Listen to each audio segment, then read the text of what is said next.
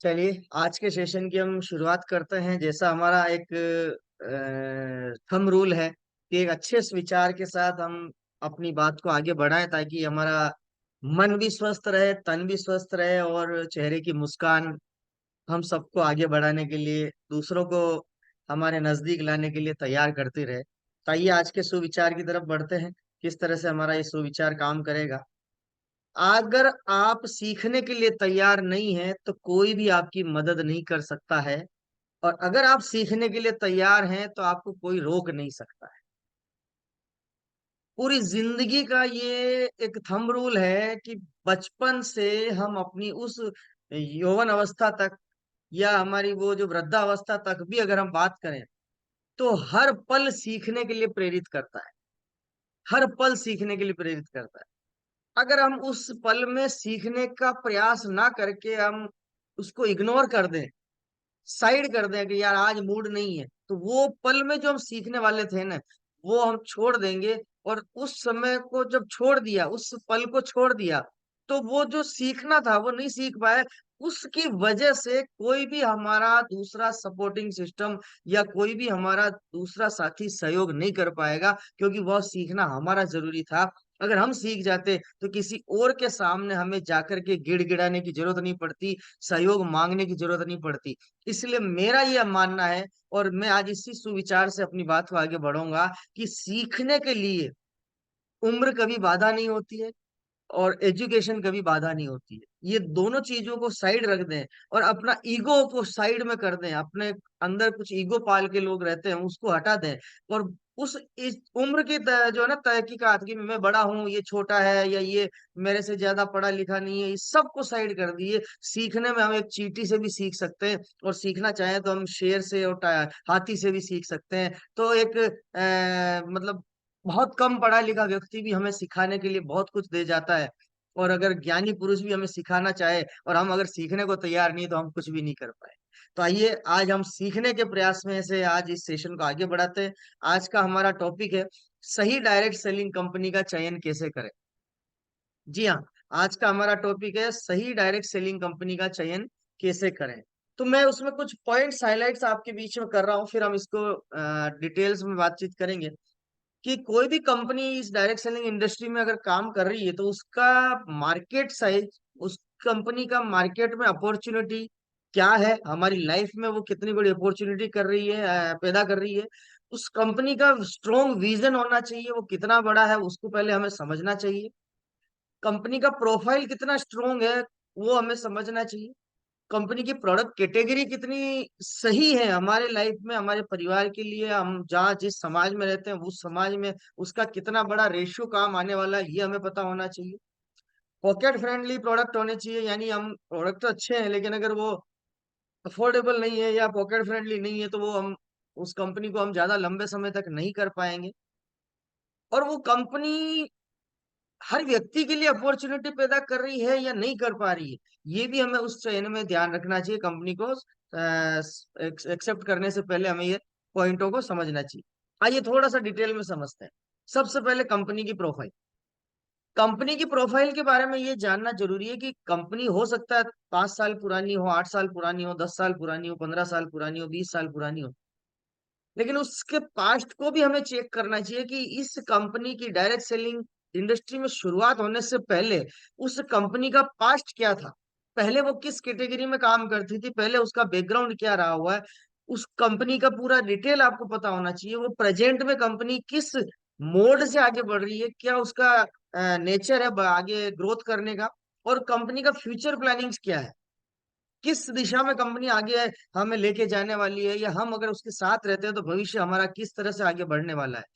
How much products, company के product कितने हैं, कितने प्रोडक्ट के साथ कंपनी काम कर रही है, उसकी शुरुआती दौर से लेकर अगर आज तक भी उतने ही प्रोडक्ट है, लिमिटेड प्रोडक्ट ही है, वो उसमें कोई ग्रोथ नहीं आ रही या कोई डेवलपमेंट नहीं हो रहा, तो उस कंपनी में हमें आगे कोई फ्यूचर दिखाई नहीं देता है। और अगर कंपनी की product range day by day बढ़ रही है तो ये पता चलेगा कि कंपनी का विजन अच्छा है, कंपनी की फ्यूचर प्लानिंग बढ़िया है, और कंपनी अपनी ग्रोथ रेशियो को लेके आगे काम कर रही है, तो उसमें हम भी आगे बढ़ जाएंगे और आगे हमारा भी फ्यूचर ब्राइट रहेगा। विजन ऑफ कंपनी, कंपनी का फ्यूचर में विजन, वो किस एम के साथ प्लानिंग कर रही है, उनके उद्देश्य क्या है, कंपनी किस दिशा में आगे बढ़ रही है, उनका कोई मिशन है या नहीं है, केवल कंपनी का अपना खुद का प्रॉफिट कमाने का ही कोई माइंडसेट तो नहीं है। ये सारी चीजें प्रोफाइल में पहले आपको चेक करनी चाहिए, क्योंकि ये इंस्टेंट लेवल पर तो जो ज्वाइन करने वाले व्यक्ति को तो ये पता नहीं होता है, लेकिन जो व्यक्ति उसको सिस्टम को लेके जा रहा है उसको ये सारी चीजें ध्यान में रखनी होती है, ताकि सामने वाला अगर कोई सवाल करे कंपनी के बारे में तो वो हर चीज को एविडेंस के साथ में रख करके वो बात कर पाए और उसको समझा पाए। दूसरा हमारा कंपनी का प्रोडक्ट एंड सर्विसेज। कंपनी की प्रोडक्ट रेंज क्या तर किस तरह की, ये हमें उसमें कंपनी का सिलेक्शन करने से पहले हमें ध्यान देना चाहिए। वो प्रोडक्ट रेंज एक कॉमन पीपल्स के माइंडसेट के आधार पर बनी हुई है, या स्पेशल कोई स्पेसिफिक कैटेगरीज में वो कंपनी प्रोडक्ट रेंज बना रही है, जो हर व्यक्ति की नीड नहीं हो, वो लिमिटेड पर्सन से लिमिटेड परसेंटेज में ही उसकी नीड क्रिएट होती हो। वो अगर ऐसी है तब तो उस कंपनी को आप चयन ना करें, लेकिन अगर उसकी नीड एवरीडे और हर व्यक्ति के लिए वो नीडफुल प्रोडक्ट्स बना रही है, तो ये मान के चलिए कि ये कंपनी बहुत ही ज्यादा लॉन्ग लास्टिंग और ग्रोथ करते हुए मोड में आगे रहेगी। देन उसके बाद उस प्रोडक्ट की रेंज जो है, उसकी प्राइस किस तरह की है, वो हर व्यक्ति के लिए अफोर्डेबल है या नहीं है, या उसका प्रोडक्ट का साइज, मतलब प्राइस का साइज है वो इस तरह का है कि खरीदने वाला उसका अनकंफर्ट फील हो। ये सारी चीजों का हमें समझना जरूरी है। और उसका ये भी एक सबसे बड़ा पॉइंट है कि वो प्रोडक्ट का रीपरचेज रेशियो क्या रहेगा। अगर वो प्रोडक्ट नीडफुल नहीं है या नीडफुल है, अगर दोनों अवस्था में भी हमें ये भी चेक करना चाहिए कि उस कंपनी के प्रोडक्ट का रीपरचेज रेशियो क्या होगा। अगर वो प्रोडक्ट का कोई स्पेसिफिक क्राइटेरिया है और वो प्रोडक्ट 6 महीने 8 महीने 10 महीने बाद डिमांड क्रिएट करता है रिपीट, इसका मतलब कंपनी का ग्रोथ बड़ा नहीं है। कंपनी का प्रोडक्ट का जो ग्रोथ होना चाहिए, या आम इंसान जो डायरेक्ट सेलिंग इंडस्ट्री में इस कंपनी को चूज कर रहा है, उसका पर मंथ का ग्रोथ नहीं आएगा। तो ये भी हमें चेक करना चाहिए कि उस प्रोडक्ट का कंटेंट रेगुलर रीपरचेज के लिए मतलब माइंड सेट बना रहा है या नहीं बना रहा है। अगर नहीं बना रहा है तो आप उस कंपनी को चयन ना करें। और अगर रेगुलर रीपरचेज उसका मेंटेन रहता है, इसका मतलब वो कंपनी बहुत बड़ी ग्रोथ पे है और वो हर व्यक्ति की जिंदगी में भी ग्रोथ ला करके दे सकती है। देन उसके बाद उस प्रोडक्ट की सर्विसेज कैसी है, यानी डिस्ट्रीब्यूशन सिस्टम उसका कैसा है, वो आम आदमी तक पहुंचने की व्यवस्था है उसकी किस तरह से है। ये सारी सर्विसेज को देख करके वो कैसे आम आदमी को और इजी मोड में लेके आ सकती है, ये सारी चीजों का अगर एनालिसिस आप करेंगे, तो अगर उसमें सब चीजें ग्रोथ सिंबल में है या मल्टीप्लाई या ट्रांसफॉर्म सिस्टम में, तो आप उस कंपनी में स्टार्टअप कर सकते हैं। देन उसका थर्ड पॉइंट आता है एजुकेशन सिस्टम। उस कंपनी का उसका जो फ्यूचर प्लानिंग है वो किस तरह से, उसका एजुकेशन सिस्टम किस तरह से काम कर रहा है।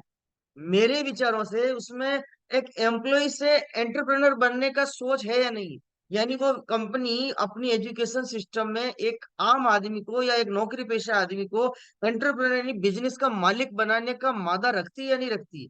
वो डुप्लीकेशन इन लीडरशिप में उसकी एजुकेशन सिस्टम काम कर रहा है या नहीं कर रहा है, ये भी हमें चेक करना चाहिए कि उसकी लीडरशिप में ग्रोथ आ रही है नहीं आ रही।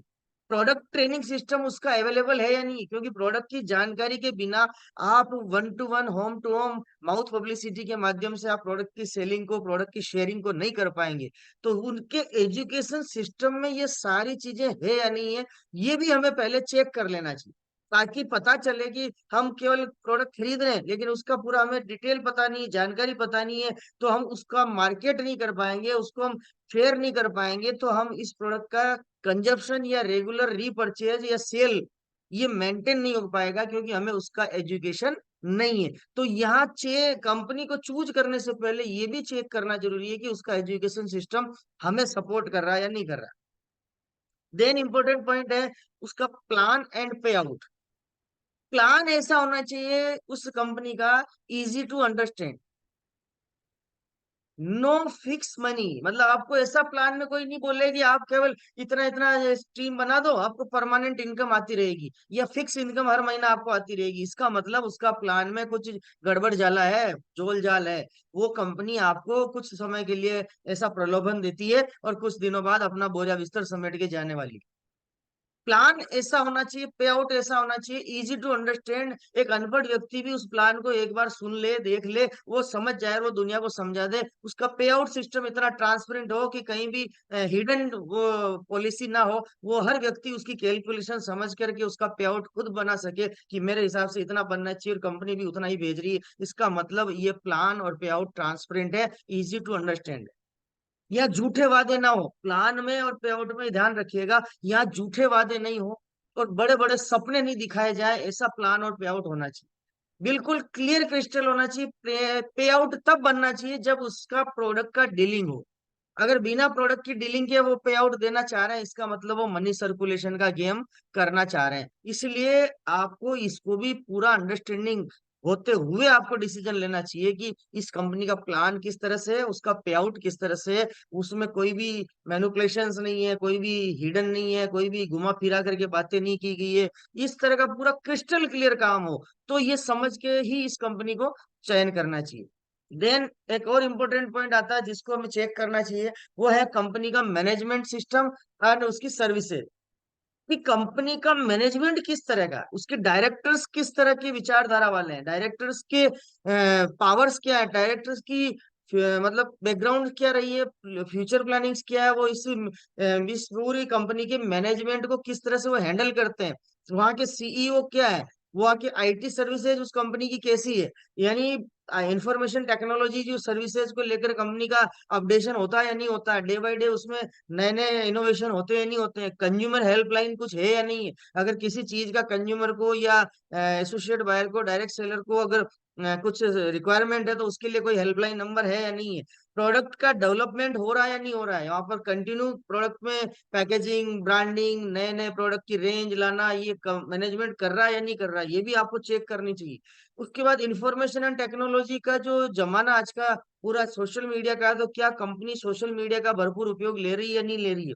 उसके अलावा इन्फोग्राफिक्स का पूरा जो पोस्टर्स वगैरह, प्रमोशन टूल्स, ये सारी चीजें उसकी कंपनी की तरफ से सर्विसेज में हमें प्रोवाइड की जाती है या नहीं की जाती, ये सब चीजें समझ के फिर आप कंपनी को चयन करें कि वाकई में अगर ये सारी चीजें किसी कंपनी में अवेलेबल है तो हमें उसकी कंपनी को स्टार्टअप करने में कोई भी देरी ना करनी। देन एक इंपॉर्टेंट पॉइंट ये भी होता है, स्पॉन्सर एंड टीम। स्पॉन्सर यानी जो आपको इस सिस्टम में लेकर आ रहा है, यानी जो आपको इस सिस्टम में इंट्रोड्यूस कर रहा है, वो आपका स्पॉन्सर होता है। यानी इसमें प्रपोजर और स्पॉन्सर दो रोल होते हैं, लेकिन स्पॉन्सर को ही ज्यादा हाईलाइट किया जाता है। यानी आपको जिसने इस कंपनी का प्लान और पे आउट सिस्टम बताया है, कंपनी का पूरा प्रोफाइल बताया है, वो ही व्यक्ति आपका एक रियल लीडर होता है जो आपको आगे लेके जाने वाला होता है। एंड उसके साथ आपकी टीम जो बनने वाली है, आप जिसको इंट्रोड्यूस करने वाले हैं, ये दोनों का कॉम्बिनेशन भी प्रॉपर है या नहीं है, वो आपको गाइड कर रहा है या नहीं कर रहा है, आपको वो एथिकल रूप से आगे लेके जा रहा है या नहीं जा रहा है, वो बेसिक कार्डिनल को फॉलो करके एजुकेट कर रहा है या नहीं कर रहा है, वो कहीं भी जुमलेबाजी या जोड़ तोड़ की कहानी को लेकर के तो नहीं चल रहा है। ये सारी चीजों में एक नेटवर्क का, सही नेटवर्क का निर्माण हो रहा है या नहीं हो रहा है, ये भी ध्यान देना चाहिए, ताकि ये जो प्रॉपर पॉइंट है, स्पॉन्सर और टीम का कॉम्बिनेशन, दोनों का मेल जोल, ये आपकी ग्रोथ को डिसाइड करता है, कंपनी की ग्रोथ को डिसाइड करता है, आपकी फ्यूचर की प्लानिंग को डिसाइड करता है। तो इसको भी समझ करके हमें कंपनी का चयन करना चाहिए। इन सभी तथ्यों के आधार पर आप सही कंपनी का चुनाव करके आप अपना भविष्य बना सकते हैं। यही तथ्य जो मेजर पॉइंट्स है, क्योंकि आप देखिए कंपनी में और लीडर्स में अगर कॉम्बिनेशन नहीं है तो वो भी काम बड़ा नहीं कर पाएंगे। तो यहाँ स्पॉन्सर, टीम और मैनेजमेंट, ये तीनों का कॉम्बो होना चाहिए। एक प्रॉपर ट्रांसफॉर्मिंग वे होना चाहिए कि कोई भी बात अगर मैनेजमेंट सिस्टम से आती है, वो टीम के end of distributors, end of direct seller तक प्रॉपर एक दिशा से पहुंच पा रही है, एक तरीके से पहुंच रही है, नहीं पहुंच रही। तो इन सब चीजों को, पॉइंट्स को आप समझ करके आप सही कंपनी का चुनाव करके अपना भविष्य बना सकते हैं। आइए आगे बढ़ते हैं और कुछ और सीखेंगे।